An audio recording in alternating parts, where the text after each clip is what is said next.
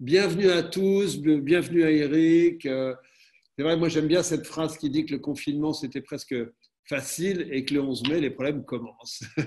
Alors évidemment, il y a les problèmes, il y a les craintes que l'épidémie reparte, il y a l'immense débat sur l'école, les déplacements, mais bon, ce qui nous occupe, nous, c'est la reprise du travail, hein, qui elle est vraiment au cœur des débats et des discussions médiatiques. Alors, il y a une dimension très pratique, vitale même. On se demande jusqu'à quel point elle est réaliste.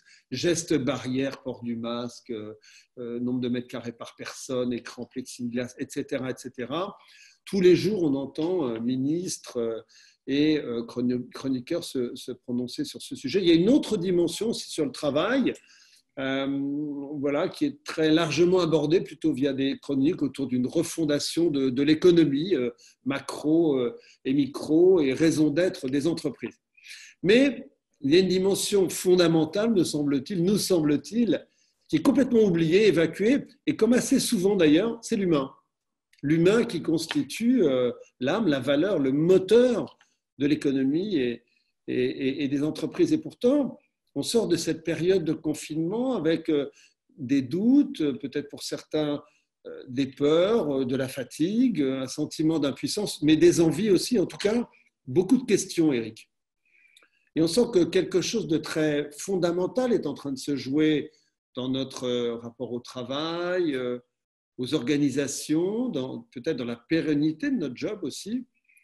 Est-ce qu'on va vers plus de solidarité, d'attention aux autres, de flexibilité, de responsabilité, ou au contraire, plus de tension, de clivage, peut-être de souffrance, hein, disons le mot. Alors moi, je connais Eric depuis longtemps. J'aime sa vision, ses diagnostics, vous le verrez, toujours sans détour et sans fioriture et toujours précieux. Et plus que nécessaire, je crois, en ce moment. Eric, il a fondé et dirige YouSide, qui est un grand cabinet de conseil qui accompagne les entreprises, leurs dirigeants dans toutes les dimensions humaines, stratégie managériale, changement comportemental, management des talents, qualité de vie au travail, etc.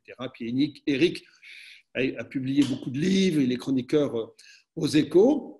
Voilà, et puis on est hébergé ici par l'Agence Verte qui a permis cette conférence débat, qui est une agence de communication qui accompagne les marques et les organisations dans les grandes transitions.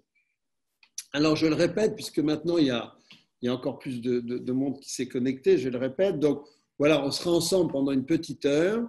Pendant 15 à 20 minutes, je vais interviewer Eric, et puis après, vous pourrez lui poser vos questions. Il y a donc un espace de chat qui s'appelle Q&R, qui est en bas à droite. C'est cet espace qu'on va utiliser plutôt que l'espace conversé. Pour l'instant, vidéo et micro sont coupés, mais après, quand on prendra les questions, bien sûr, vous pourrez poser votre question en audio. Hein, voilà, c'est le système qu'on a choisi. Eric, d'abord, donc encore, merci d'être là. Qu'est-ce qu'il faudra faire le 11 mai, Eric, si la date est maintenue, hein, bien sûr? Alors, dans ce que tu disais tout à l'heure, il y a effectivement un paradoxe qui est que pour la première fois dans l'histoire de l'économie, on a mis l'humain avant l'économie et on l'a imposé à toutes les entreprises. Et au moment où on va reprendre, on va se déconfiner, notamment le 11 mai, ce qui va être tout à fait paradoxal, c'est qu'on va surpondérer les questions de santé, puisque tout est autour de la santé. Comment est-ce qu'on se protège du Covid? Alors là, il va y avoir des quantités d'énergie passée là-dessus considérables. Et puis, il va y avoir une autre énergie qui va être passée à comment on reprend l'économie, parce que toutes les entreprises, enfin, la plupart, ont énormément souffert de ces 2 mois de confinement. Donc, or, les individus qui arrivent et qui reviennent pas comme ils sont partis. Donc, il va y avoir 4 choses essentielles à faire, me semble-t-il. La première, c'est que les individus reviennent avec une charge émotionnelle. Alors, parfois, certains… Hier, j'ai échangé avec un dirigeant d'entreprise qui me disait « Moi, je n'ai jamais été aussi reposé de ma vie. » je ne voyage plus, je suis chez moi dans une maison, il était parti comme beaucoup, dans une maison et je travaille, mais c'est beaucoup moins fatigant que d'habitude. Donc, et puis, vous avez des gens qui ont énormément travaillé, beaucoup plus. Il y a évidemment un environnement émotionnel qui a été très traumatisant pour la plupart, à la fois lié à la frustration et à l'anxiété. Et donc, il y a un premier temps, qui est un temps, il va falloir que les gens s'alignent les uns les autres par rapport à ce qu'ils ont vécu. Un temps de débriefing en équipe.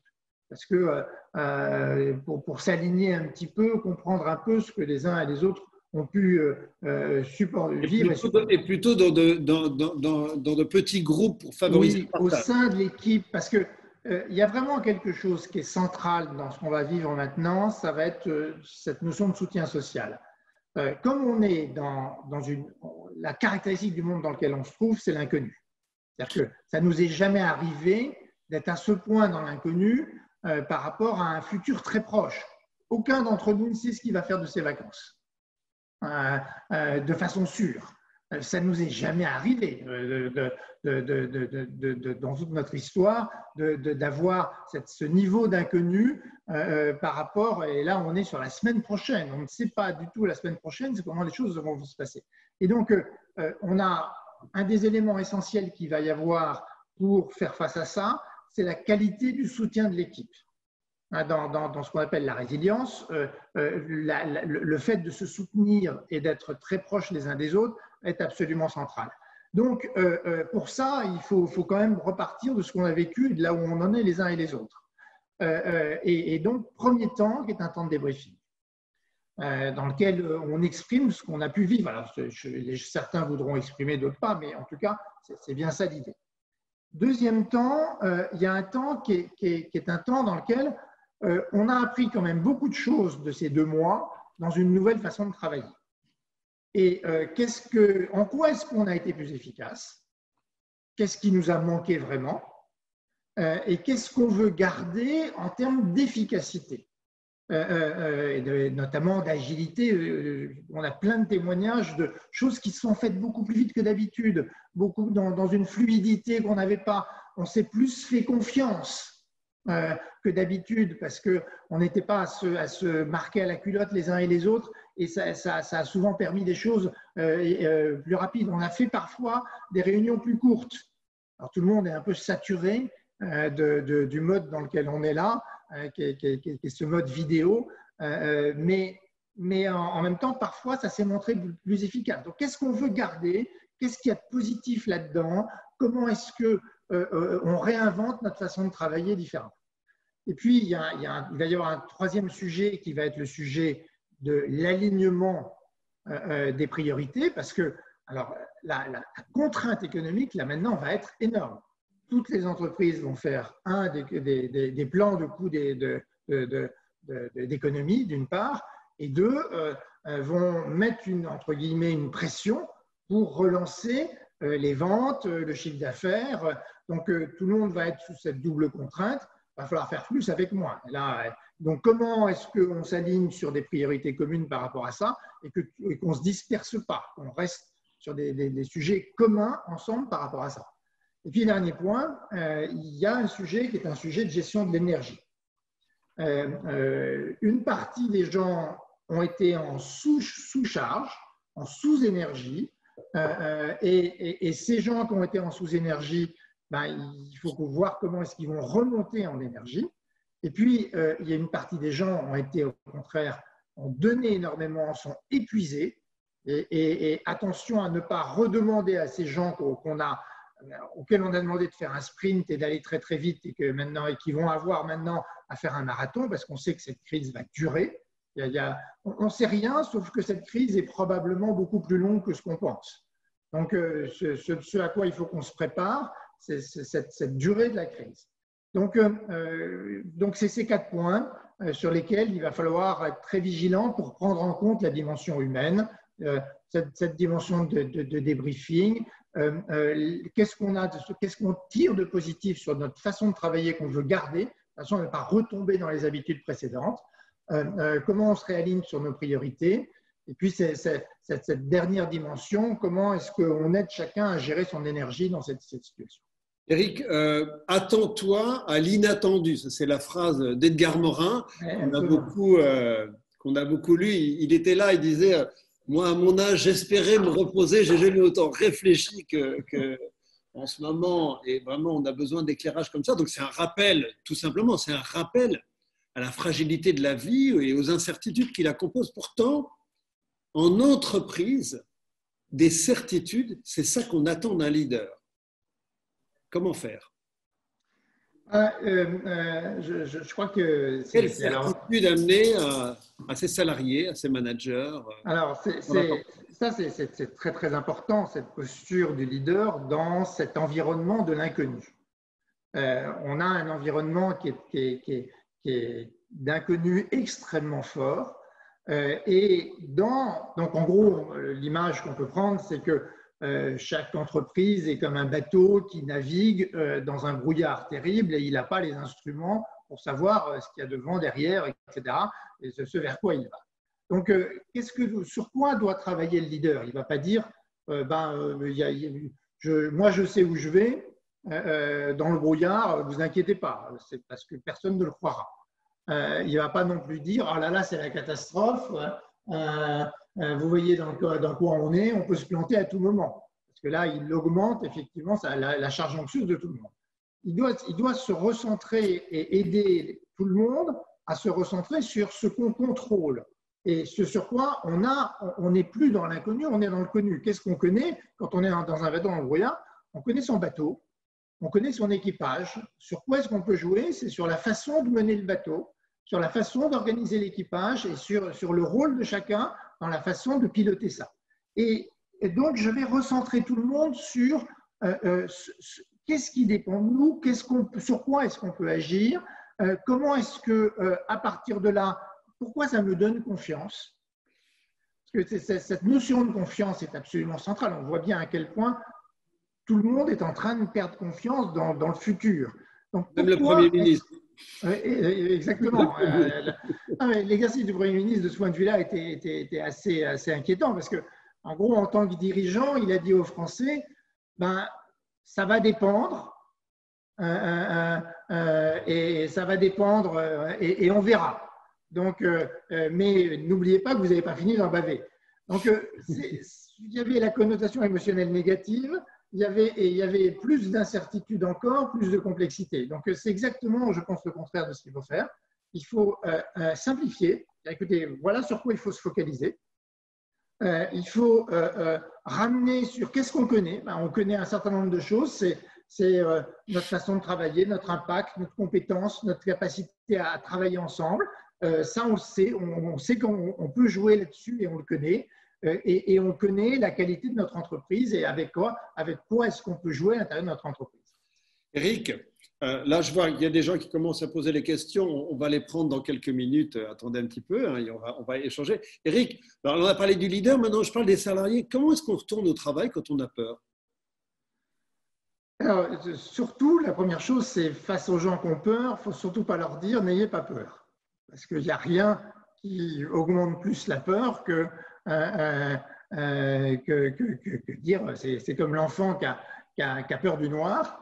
Si je lui dis, mais non, tu n'as pas de raison d'avoir peur du noir, il va me dire, oui, mais j'ai peur du noir. Il y a des monstres, je dis, il n'y a pas de monstres, il dit, mais si, il y a des monstres. Donc, face à la peur, l'attitude qui est l'attitude efficace par rapport à la peur, c'est d'amener l'individu à explorer sa peur. De quoi j'ai peur réellement? J'ai peur d'avoir le Covid. Quel est mon risque réel par rapport à ça? Donc, moi, en fonction de mon âge, de mon sexe, de mon état de santé, quel est le réel risque par rapport à ça? Et par rapport à ce risque, comment je compare ce risque à plein d'autres risques? Parce qu'un des éléments tout à fait intéressants de ce qu'on vit aujourd'hui, c'est qu'il y a plein de risques de nos vies quotidiennes qu'on a totalement intégrés. L'accident de la route est un risque qui est parfaitement intégré, face auquel certains sont parfaitement respectueux des règles, d'autres pas, mais il est totalement intégré. Et prendre la route, sur un long trajet? Est-ce que c'est beaucoup moins dangereux que d'attraper le Covid pour, je ne sais pas, une personne de 25 ans en bonne santé, etc. À voir, à discuter. Donc, documenter, rationaliser. Rationaliser la chose. Et puis après, deuxième question qu'on a face aux gens qui ont peur, c'est qu'est-ce que je contrôle par rapport à cette peur? Donc, je contrôle tous les gestes barrières, le respect de toute une série de règles qui me permet d'éviter sur quoi est-ce que, donc, ayant ces éléments de contrôle, jusqu'où est-ce que j'ai raison d'avoir peur? Et puis, la dernière chose, c'est si je continue à ruminer le truc, c'est ce que j'ai peur de ce que je ne contrôle pas. Alors là, si j'ai peur de ce que je ne contrôle pas, on connaît, hein, c'est des méthodes qui sont des méthodes de méditation, de capacité à prendre du recul, de capacité à arrêter de ruminer. Donc, tout est autour de cette capacité à permettre à toutes les techniques qui permettent d'éviter de continuer à ruminer ce sur quoi je ne contrôle pas. Éric, on lit beaucoup que pour sortir de ou plutôt pour faire face à cette période, il faut de l'humilité et de l'agilité pour faire face à cette période, comme dirait Isaac Getz, VUCA, volatile, incertaine, changeante et ambivalente. Il faut de l'humilité et de l'agilité concrètement au travail entreprise. Ça veut dire quoi? Oui, derrière le mot l'humilité, c'est intéressant parce que les gouvernants l'utilisent beaucoup en ce moment. Je ne sais pas très bien ce qu'ils mettent, mais pour moi, l'humilité… Capacité à se remettre en question, peut-être? Alors, capacité à se remettre en question. Première chose, il y a deux dimensions essentielles dans l'humilité. C'est évidemment le côté savoir que je ne sais pas. Et donc, on est dans une période dans laquelle mon expérience antérieure, qui pouvait me rendre très sûr de moi dans ma capacité à faire face aux choses, ne me permet pas de la même façon de tirer des conclusions à partir de mon expérience. Donc, c'est ce fait que la nouveauté m'oblige à ne pas me sentir aussi sûr de moi qu'avant. Et puis, le deuxième élément de l'humilité qui est fondamental, c'est la dépendance des autres. Je ne vais pas y arriver tout seul. C'est-à-dire, je ne suis pas capable tout seul de prendre les bonnes décisions, de trouver les bons plans d'action.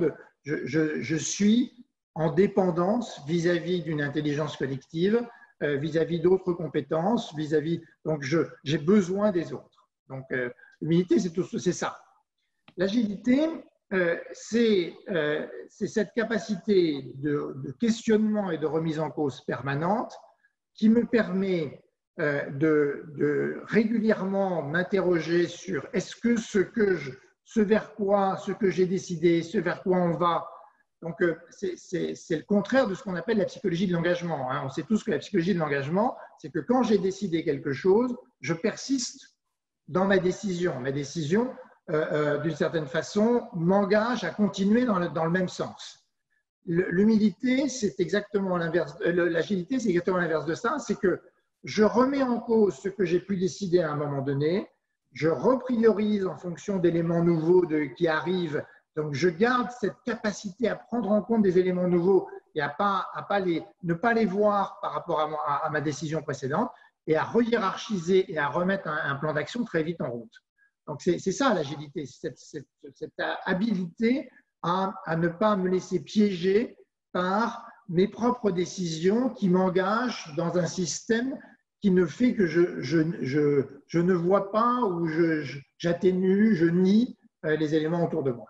Okay. Je vais te poser encore une ou deux questions juste pour les participants. Vous pouvez commencer maintenant à poser des questions et puis nous prendrons en audio, en tout cas, les gens dont nous aurons sélectionné la question. Quand on a préparé cet entretien, Éric, tu m'as dit les RH vont enfin avoir un rôle central. En tout cas, c'est un espoir. Non, ce qui est vrai, c'est que mon premier point, c'est la première fois qu'on met l'humain avant l'économie dans notre histoire. Mais mettre l'humain par rapport à l'économie, c'est pour préserver la vie, c'est pas mettre l'humain au sens RH du terme.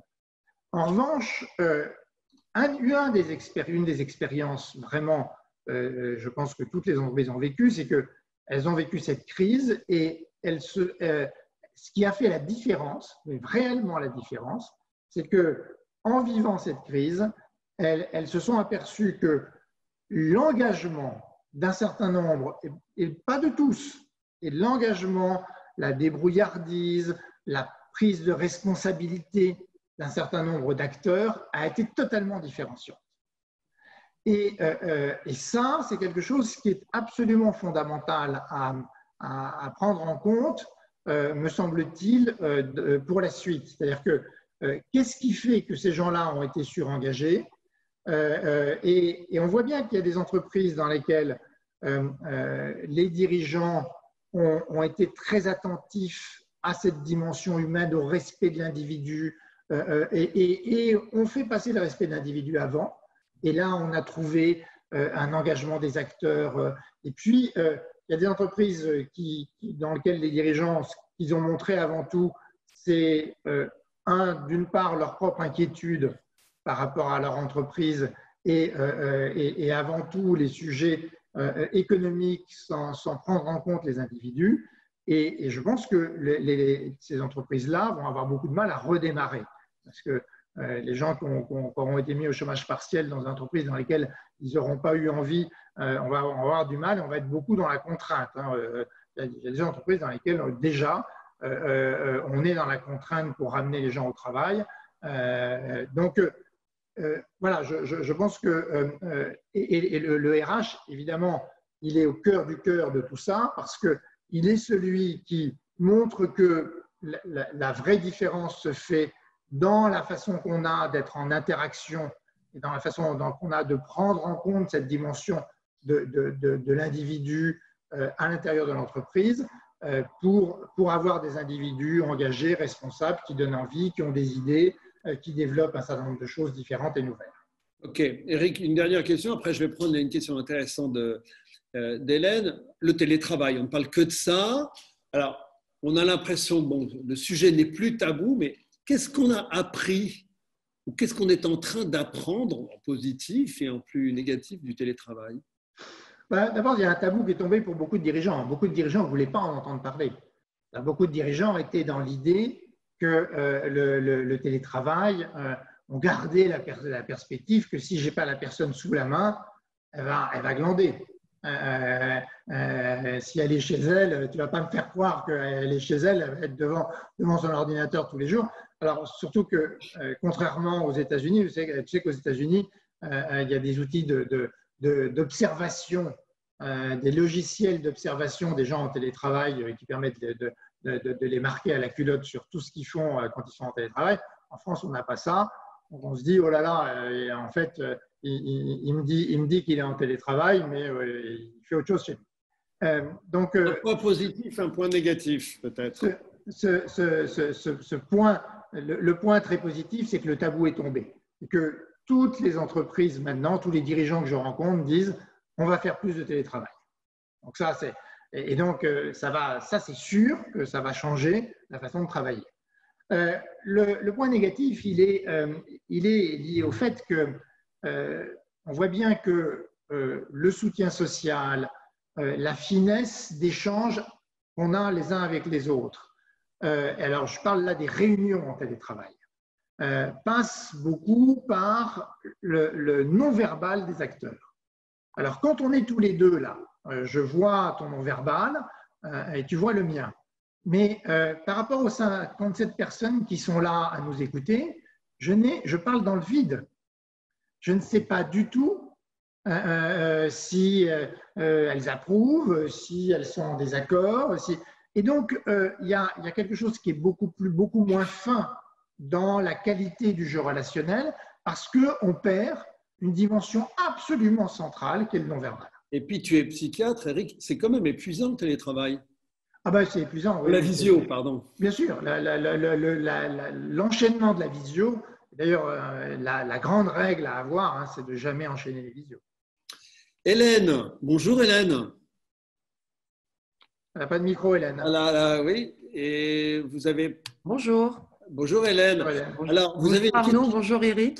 Oui, bonjour. Hélène. Pour cette belle intervention.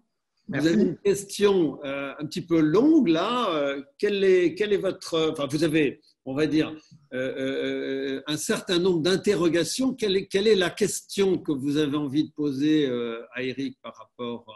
Alors, la question qui me vient, c'est qu'en Île-de-France ou dans les grandes villes, effectivement, le confinement va durer encore un peu, c'est-à-dire par rapport, et le télétravail, par rapport au transport, par rapport à la remise en marche des écoles, enfin tout un tas d'organisations sociales qui va mettre forcément plus de temps. Enfin, tout ce qui s'éclaire très bien en rouge sur la carte de France. Donc moi, la question que ça me pose, c'est on est reparti pour une nouvelle séquence. On est parti pour un marathon, là, comme vous parlez, dans un environnement assez incertain quant à la temporalité, au temps qui n'est pas encore défini. Et donc, du coup, pour moi, la question qui se pose, c'est comment on peut aider les équipes, les collaborateurs à éviter les pièges du télétravail que vous avez évoqués, que ce soit ce sentiment d'isolement, le manque d'interaction sociale, une forme de sédentarité, de surmenage aussi. Et donc, dans ce temps long, ma question, c'est comment on redéfinit de nouveaux points de repère, comment on redéfinit de nouveaux jalons et peut-être de nouvelles routines dans cette nouvelle séquence qui quand même va nous amener sans doute jusqu'à l'été, quoi. Voilà. Voilà ma question. Parce que pour moi, je ne vois pas comment c'est fini, quoi. C'est une forme de semi-déconfinement qu'on va connaître mi-mai, mais c'est un semi. Voilà. Ça rajoute de la complexité. Exactement. Ce déconfinement progressif. Oui. Enfin, je n'ai pas de recette magique, hein, mais ma tendance, ça serait de dire c'est important de s'arrêter sur un point des 2 mois qu'on a passés pour en tirer des conclusions pour le mois et demi, en tout cas, ou les 2 mois à venir, peut-être, qui ne seront pas en total confinement, mais qui risquent de l'être quand même.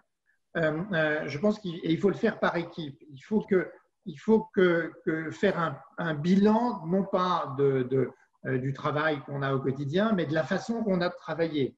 Ce que je disais tout à l'heure en ouverture sur qu'est-ce qu'on a vécu, qu'est-ce qui est bien, qu'est-ce qu'on décide de faire pour la suite. Il faut que les équipes se ressentent à nous le fait qu'elles décident elles-mêmes de ce qui a été bien, de ce qui n'a pas été bien et de ce qu'elles veulent garder et de ce qu'elles veulent changer.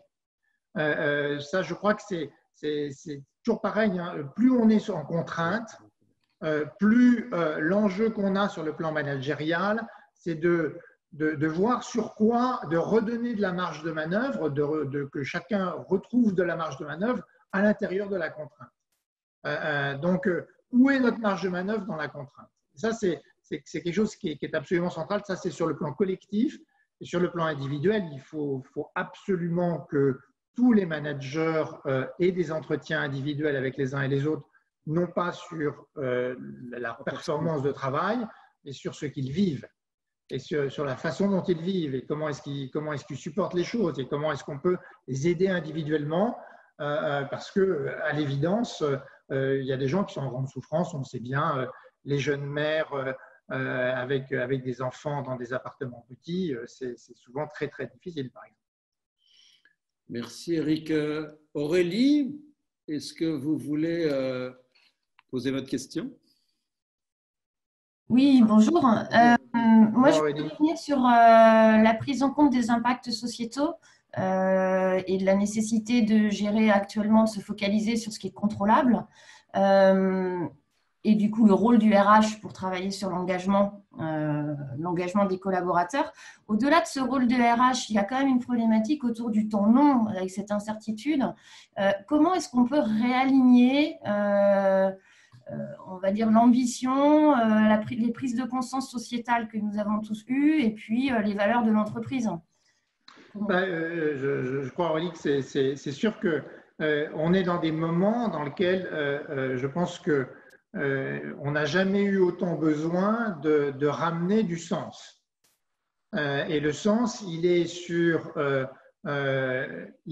évidemment autour de la finalité, ce qu'on appelle aujourd'hui la raison d'être, de ce vers quoi on tend ensemble. Et dans le contexte nouveau à quoi est-ce que c'est vraiment encore, comment est-ce qu'on remet en perspective ce sens de l'entreprise dans ce contexte-là. Et puis ce qui était dit autour des valeurs, c'est-à-dire que on a un sens commun vers ce vers quoi on va, et on a un socle de notre culturel commun qui constitue nos valeurs et sur lesquels qui nous permet effectivement de fonctionner les uns avec les autres en harmonie. Je pense que là encore, les valeurs, on en parle, on les affiche, etc. Le travail à faire, et pour répondre de façon très concrète, il y a une réflexion à faire et à mettre en perspective quel sens ça a notre entreprise dans le contexte dans lequel on est. Et puis, il y a un deuxième sujet qui est autour de comment est-ce que les valeurs s'appliquent à notre nouvelle façon de travailler. Ça veut dire quoi d'avoir ces valeurs en télétravail, par exemple? Emmanuel, bonjour. Bonjour Emmanuel. Oui, vous m'entendez? Bonjour. Oui, bonjour. Bienvenue. J'aime bien votre question. Bonjour, bienvenue. Oui, voilà, en fait, moi j'accompagne aussi pas mal les leaders et les managers. On a fait pas mal de réunions et de formations sur la conduite du travail à distance. Donc, je pense que tout ça, en fait, n'est pas nouveau, mais est en cours sur tout ce qui doit être cette écoute active aujourd'hui. Je ne suis pas autant convaincue de diviser l'énergie humaine et l'énergie économique. Je pense qu'on parle d'une énergie, on parle d'énergie créative, en fait. Et que plus l'énergie d'un humain est créative, plus il va être riche et en capacité de créer de la richesse. Donc, je pense que les managers doivent peut-être avoir cet éveil de conscience que plus ils vont être en capacité de manager les talents de leurs collaborateurs, plus ils vont être en capacité de créer de la richesse et de la motivation. Émotion, motivation, on est sur les mêmes racines.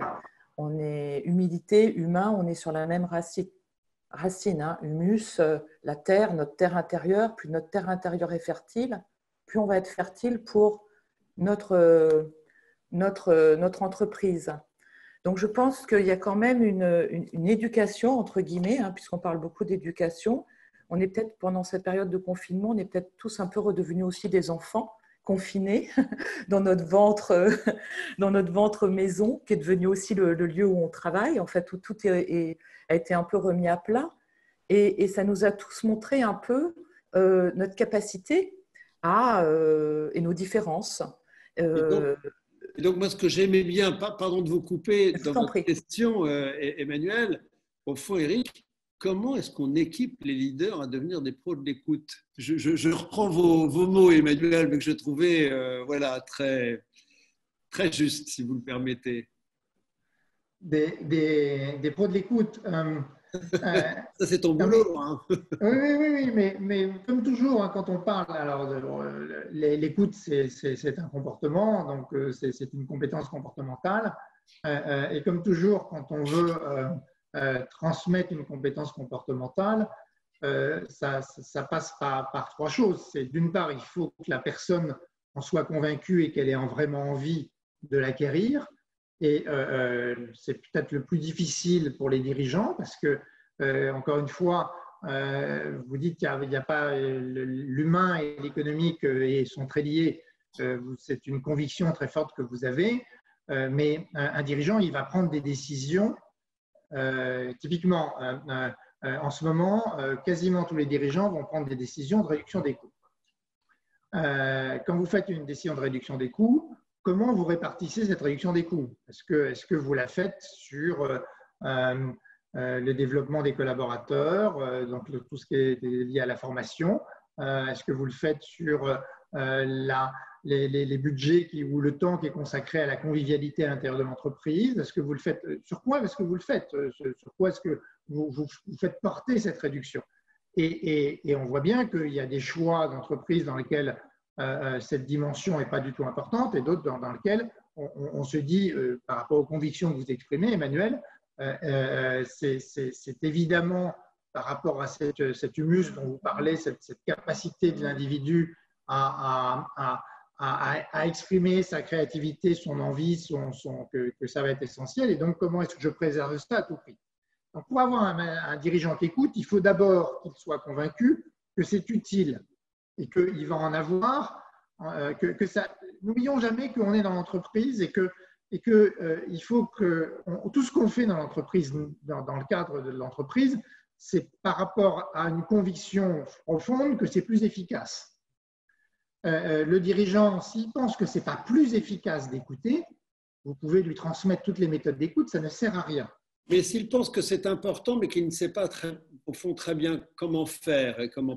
C'est plus facile de communiquer que d'écouter.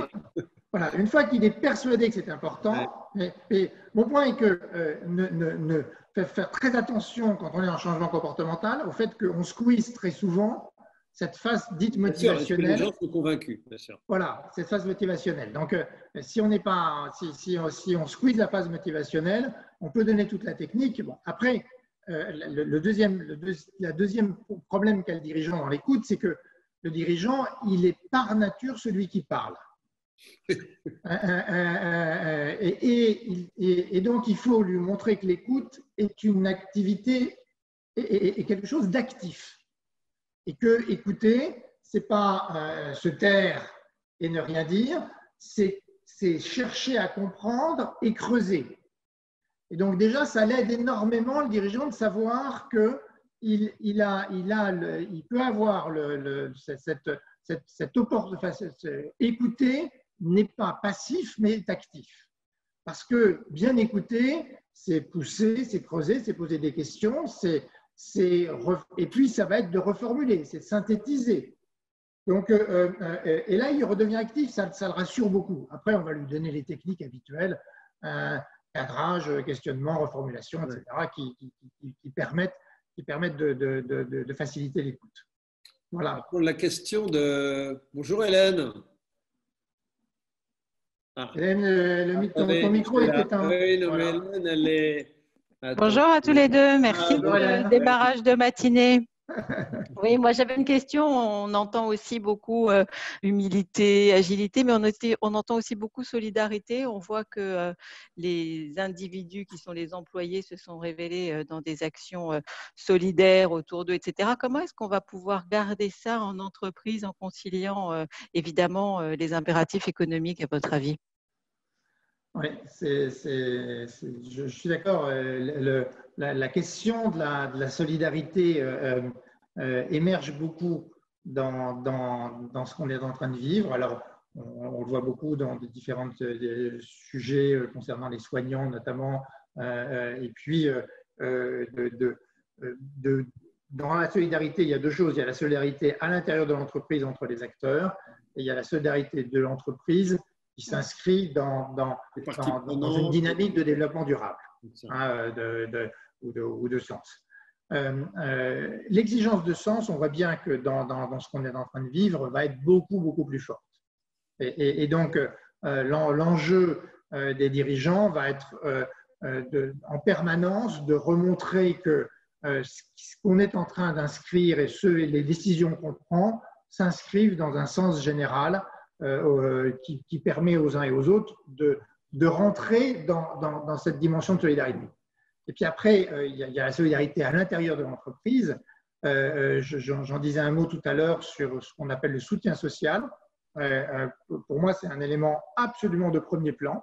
C'est-à-dire que c'est les entreprises dans lesquelles il y a un vrai soutien social. C'est-à-dire le soutien social, c'est comment chacun se dit qu'il doit être attentif aux autres dans l'entreprise et qu'il a un rôle à jouer.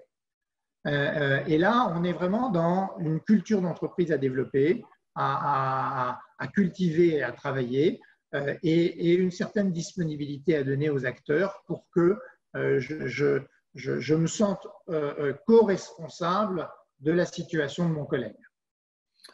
Moi, je voudrais poser une question, enfin, je voudrais prendre la question de Sophie Nunziati. Bonjour Sophie. Sophie qui nous accueille, c'est celle qui dirige l'agence. Et justement, pour revenir sur cette histoire de raison d'être, Sophie.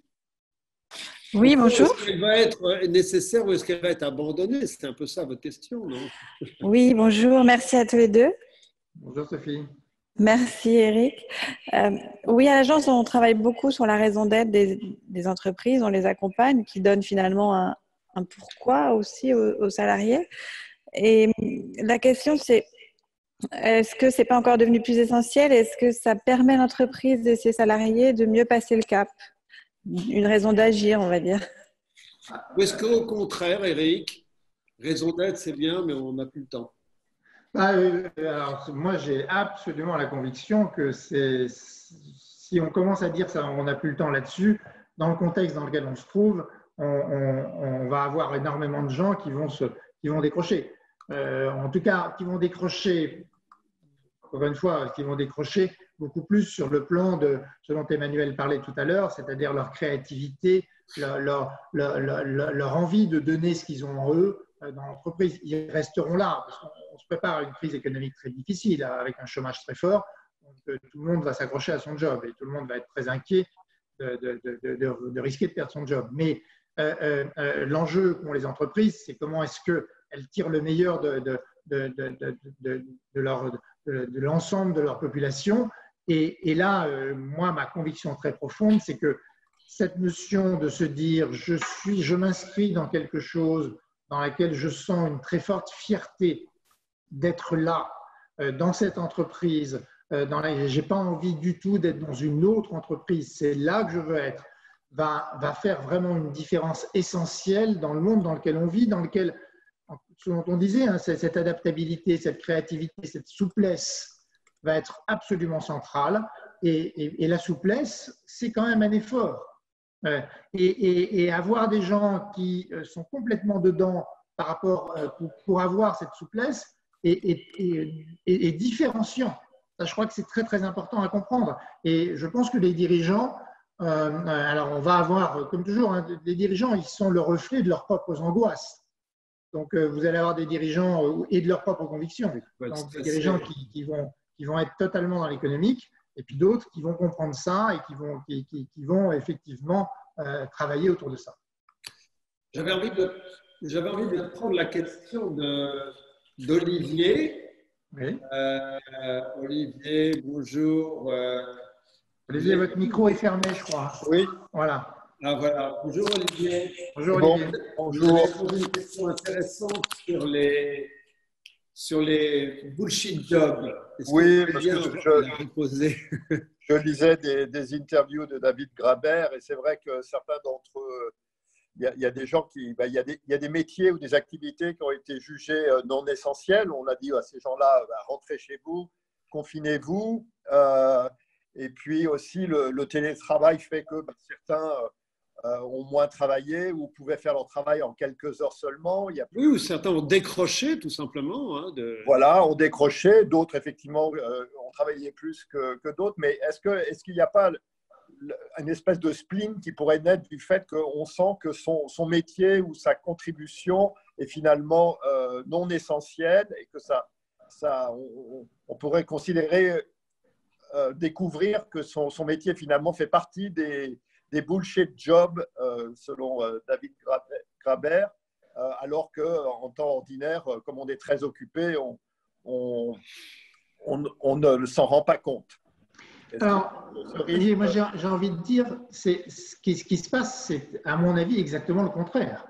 C'est-à-dire que qu'est-ce qu'on appelait les bullshit jobs? C'est les caissières de supermarché, les femmes de ménage, c'est ceux qui faisaient l'entretien, les aides-soignants, etc. On voit à quel point les chauffeurs, les livreurs, on voit à quel point ce qu'on appelait les bullshit jobs ont pris une ampleur et tout le monde se pose la question, mais comment est-ce qu'on peut payer aussi mal les caissières de supermarché qui sont les héroïnes de cette crise? Il y a au contraire, je trouve, dans cette crise, une prise de conscience collective que des métiers qui sont des métiers qui apparaissent comme étant un peu automatisés et qui nous apparaissaient comme un peu de valeur ajoutée, deviennent absolument fondamentaux pour que notre société marche.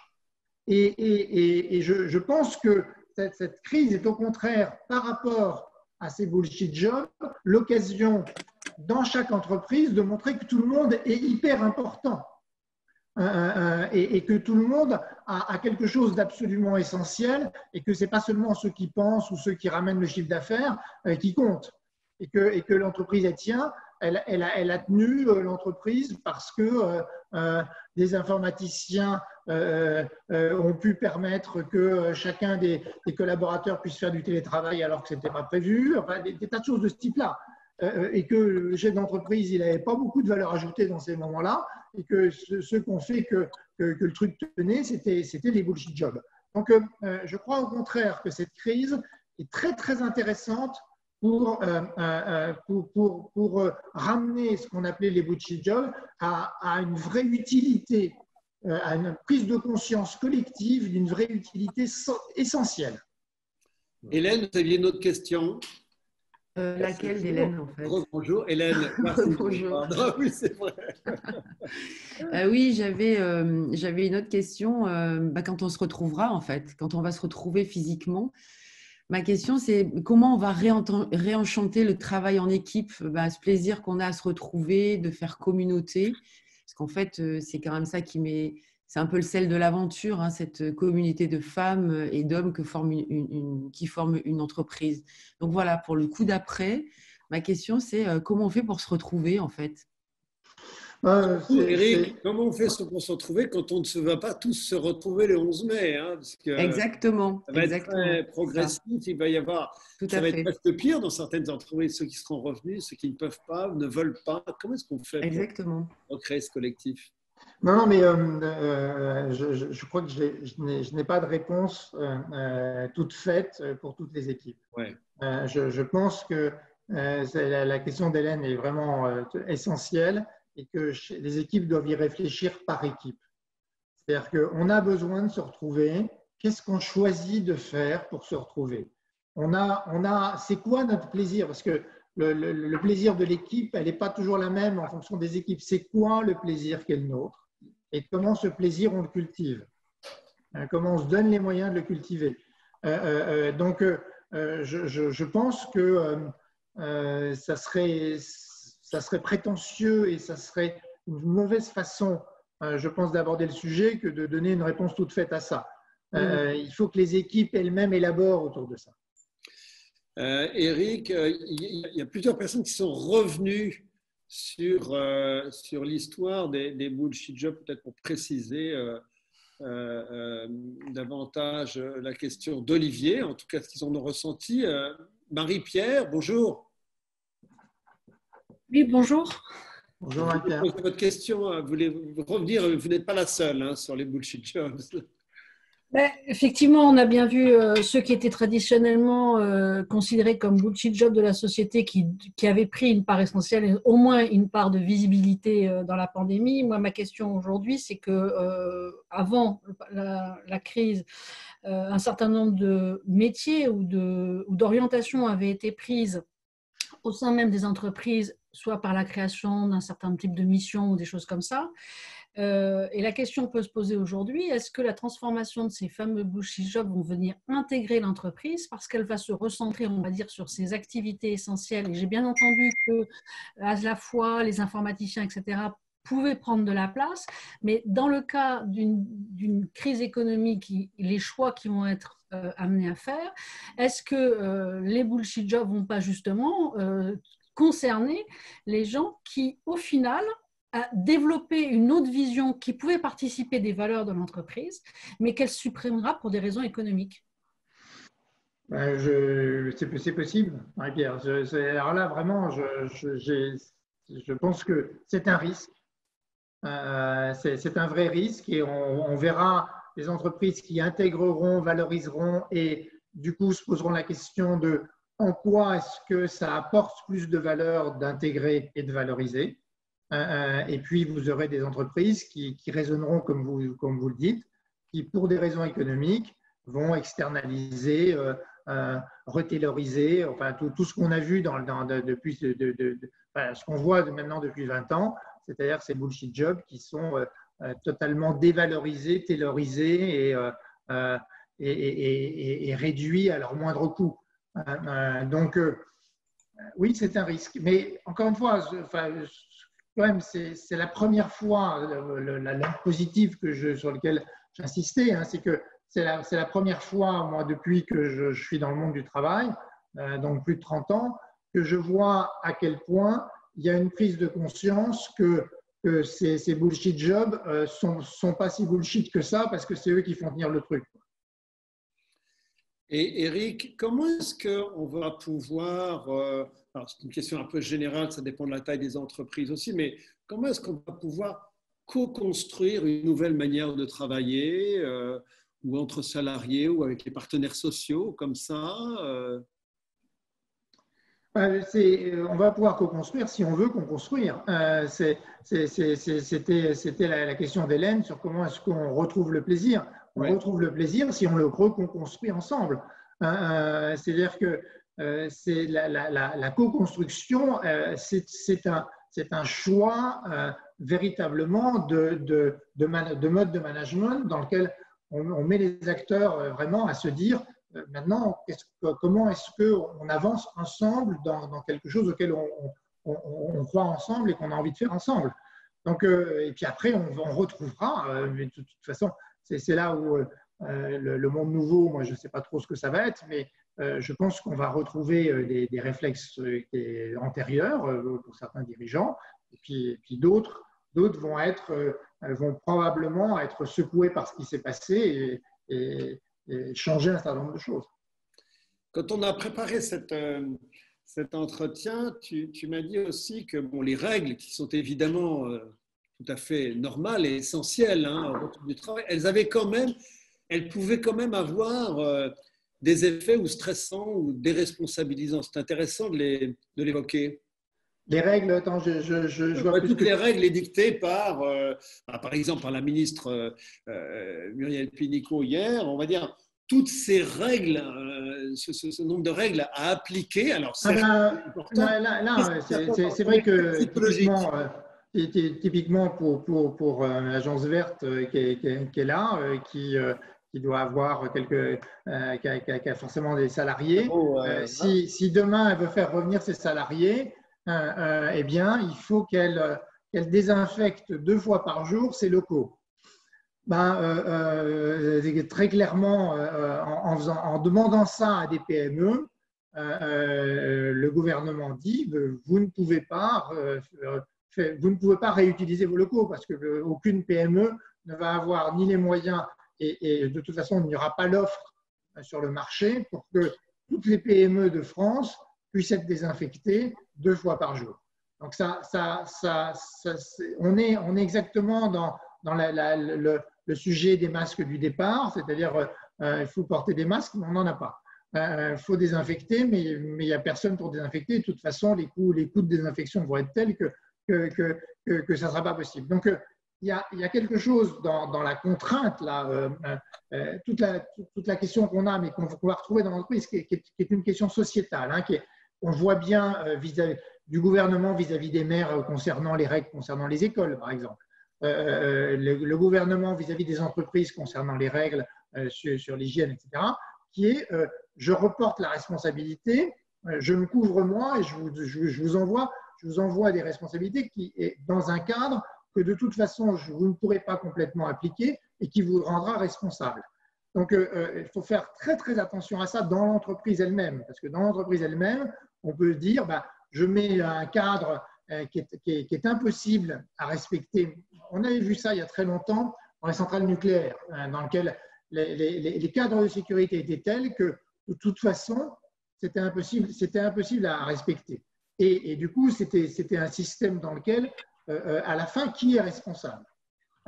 Donc, dans ce qu'on est en train de vivre, où il y a beaucoup de peur, où il y a beaucoup de tentatives de fuir ses responsabilités, ce qu'on vit au niveau sociétal et gouvernemental n'est pas très encourageant, parce que c'est exactement le contraire de ce qu'il faut faire. Il faut simplifier, il faut dire, écoute, voilà, il faut se mettre à la place des gens par rapport à ce qu'ils vont vivre, et il faut assumer ensemble un risque. Le vrai sujet, c'est comment est-ce qu'on assume ensemble un risque? Parce qu'il y a un risque. Et comment est-ce qu'on se dit qu'on l'assume ensemble? Et non pas, comment est-ce que, comme il y a un risque, je te demande de faire quelque chose que tu ne pourras pas faire, et moi j'ai fait mon job. et tu te débrouilles. Éric, j'ai envie de redonner la parole à Hélène Sancerre sur, on va dire, un métier ou une fonction qui est très souvent critiquée, celle des managers. On a plutôt parlé des leaders jusqu'à maintenant. Hélène, vous avez, je crois, votre micro est ouvert, je crois. Ah bon, vous m'entendez? Oui, oui, oui. Oui, dans tout ce que vous dites, Éric, on voit bien qu'il y a une notion de temps qui va être indispensable. Il va falloir prendre le temps de discuter, d'écouter, de remettre en place des nouvelles règles, une nouvelle manière de travailler, etc. Et moi, je me demande et j'aimerais bien avoir votre avis sur comment on va pouvoir accompagner au mieux les managers dans ce rôle intermédiaire et difficile entre la pression indubitable qu'ils vont avoir du dessus économique et le fait d'être dans une forme de responsabilisation pour écouter chacun, prendre les bonnes mesures pour chacun, etc. J'ai un peu peur qu'ils soient dans le jambon du sandwich, là, dans des injonctions contradictoires qui ne vont pas réussir à mettre en œuvre. Qu'est-ce que vous donneriez comme recours? Oui, je pense que c'est un vrai risque, Hélène. Vous avez tout à fait raison. Ce risque et comme ce risque est là, là encore, la question qu'on a, c'est quelle philosophie on veut avoir dans cette reprise par rapport quand je dis philosophie, mode de management, à quel mode de management on croit vraiment et comment est-ce qu'on se donne les moyens réellement. C'est-à-dire que pour ne pas être dans l'injonction contradictoire dont je parlais tout à l'heure sur la règle de sécurité, c'est exactement la même chose sur l'injonction contradictoire dans laquelle on dit aux gens occupez-vous de vos collaborateurs, mais de toute façon, vous devez cesser de faire plein de choses. Vous devez faire plein de choses en plus. Je pense qu'une des réponses, c'est que dans cette période de confinement, il y a plein de choses dont on s'aperçoit dont on peut se passer. Et donc, on réalise qu'il y a des choses qu'on ne fait pas parce qu'on n'est pas dans le day-to-day business habituel.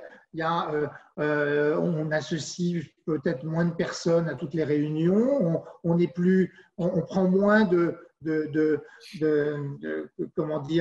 on est plus on est plus frugal. On est plus dans le good enough. Et il faut vraiment se dire comment est-ce que du coup on rentre dans ce monde de la frugalité qui fait qu'il y a plein de choses qu'on enlève. Et donc les managers plaignent énormément. Pardon Éric, au tout début de notre entretien, c'est essentiel d'avoir un temps d'échange et de partage sur ce qu'il faudra faire, mais aussi ce qu'on décide d'arrêter de faire. Exactement. À la faveur des pratiques qu'on vient d'expérimenter. Exactement. Et les managers, par exemple, ils se plaignent énormément de passer beaucoup trop de temps en réunion. Très bien. Qu'est-ce qu'on leur dégage et comment est-ce qu'on les ressent? C'est de ne plus faire certaines choses. Hein. Exactement. Et je pense que la crise va nous aider à ça. Ok, bah écoutez, il est 10h30. On avait promis de respecter l'horaire. Éric, merci. Hein. On lira des chroniques dans les Échos sur le sujet. Peut-être qu'on refera une petite conversation comme ça. Et toute l'équipe de l'Agence Verte et Sophie, merci de nous avoir accueillis dans les locaux de l'Agence sur un sujet qui, je pense, est très proche de toutes les préoccupations des clients et de cette agence qui vraiment a mis l'humain et la raison d'être des entreprises au cœur de son activité.